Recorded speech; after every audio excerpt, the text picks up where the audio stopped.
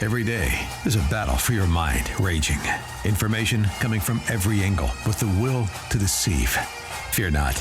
You found the place for truth.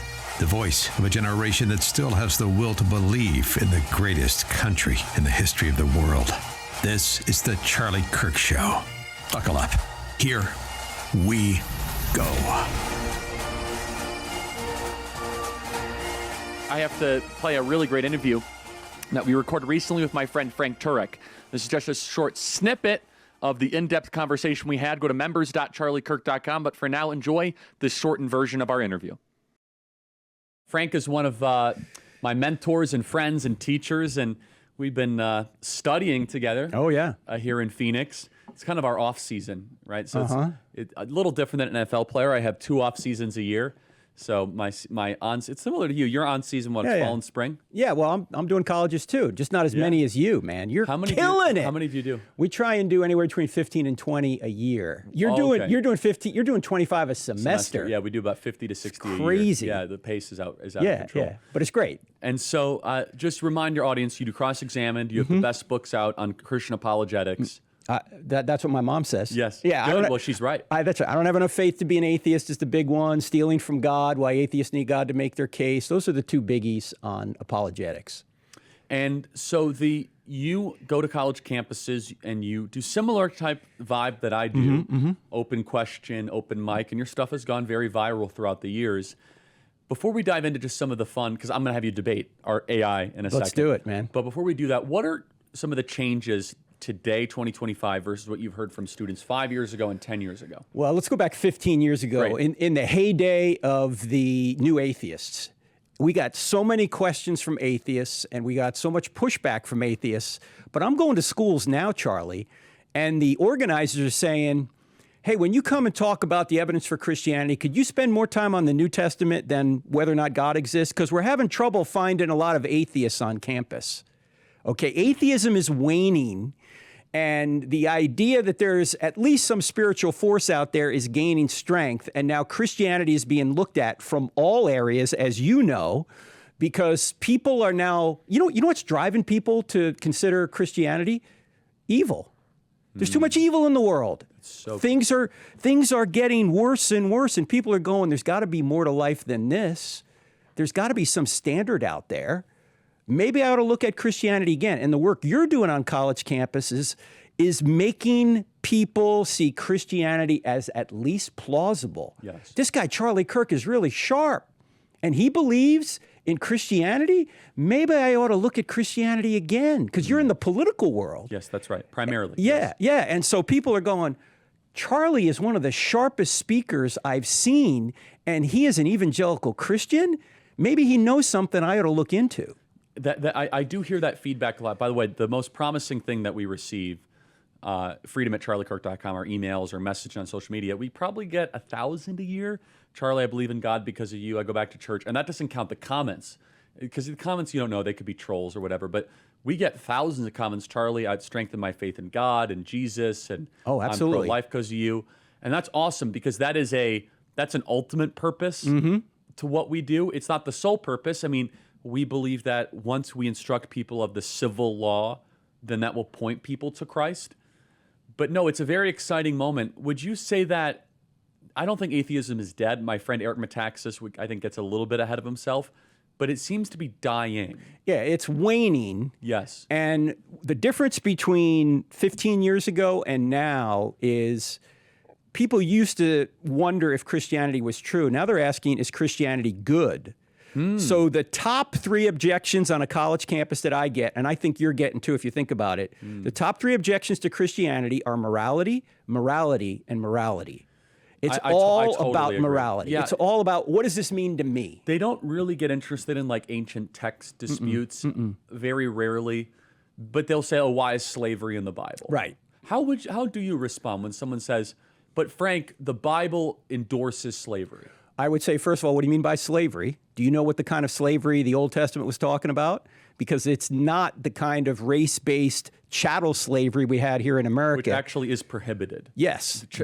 Kidnapping for slavery was in both the Old and New Testaments. Correct. It was punishable by death in the Old Testament, okay? It was chattel slavery. It was indentured servitude. If you were in debt and you needed to get out of debt and you needed to pay for your family, to feed your family, you could put yourself in an indentured servitude position to work for that person, to work off debt, and to provide for your family.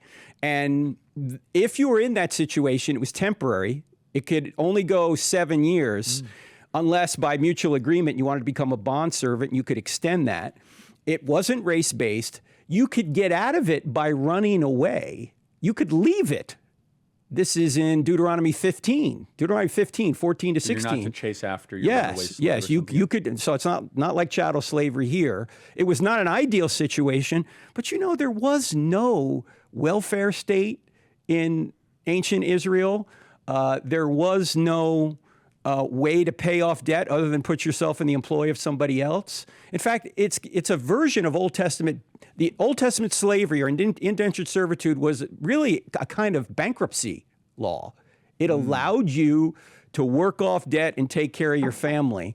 And so it wasn't the kind of slavery we had here. It was indentured servitude. And there's a lot of details on this. My friend Paul Copan, who wrote a great book called Is God a Moral Monster? No, I know. It's on my list. Paul goes into it in great detail.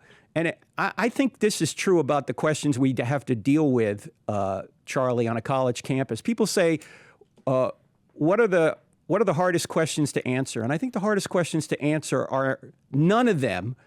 They're just hard to answer in 2 minutes. It take time to explain. It takes time, a lot of context. But we also must be unafraid to brag on how the teachings of the New Testament led to the abolition of slavery. Yes. But also, in Philemon, 1:16, Paul writes to Philemon, you should view your slave as as an equal, basically. That's right. If I'm remembering correctly. Yes. Philemon only has one chapter, so it's Philemon 16. Yeah, okay. And so the that's very important. But also that slavery has been the norm for almost every civilization. Yes. It is what worldview has gotten rid of it, which is noteworthy. Exactly. And also, Jesus came to set the captives free. That was his initial inauguration. His inauguration in the ministry is Luke chapter 4. One of the things he says is, I came to set the captives free. But people will say, well, why didn't the New Testament tell that culture to eradicate slavery completely right then and there? Let me ask you a question about this, Charlie. See if you agree with this. Would it make any sense to tell people in California right now, particularly the minority of Christians, to eradicate abortion in California right now? Would I tell them to? Could they do it? No. They couldn't do it, No. right? What would be a way they could do it? Incrementalism. They could incrementally work right. to change the hearts and minds. This is the least persuasive argument to a college kid. It totally is. Don't you agree? Incrementalism, they're like, Totally. how dare you? Yeah. Because they're 19 and they're zealots and they're self-righteous. And so I would say that incrementalism, would you agree, is the least persuasive argument? It's the least persuasive, but it makes sense because of the political realities at the time. In fact, as you pointed out, it was universal. Slavery was everywhere in the ancient world. Now, by the time you got to the Roman period, it wasn't totally indentured servitude, but it wasn't completely chattel slavery either, because in the Roman period, it wasn't race-based, and you could buy your way out of it. Okay, so it wasn't like we had here, but it was still something that was not ideal, quite obviously. And God, the way he got rid of it was through incrementally. First of all, everyone's made in the image of God. Everybody is one in Christ. There are no social distinctions. Do you know that Pliny the Younger, who was somebody that persecuted Christians, said he tortured 2 slave women who were deaconesses in the church? How did slave women become deaconesses in the church? Because the church treated them as equals. What do you say to the argument, and I'm paraphrasing, and I could look it up here, where Paul says you slaves should submit to their masters? Yes. How do we work through that? Because what Christians are supposed to do is treat everyone as if they're made in the image of God, because they are.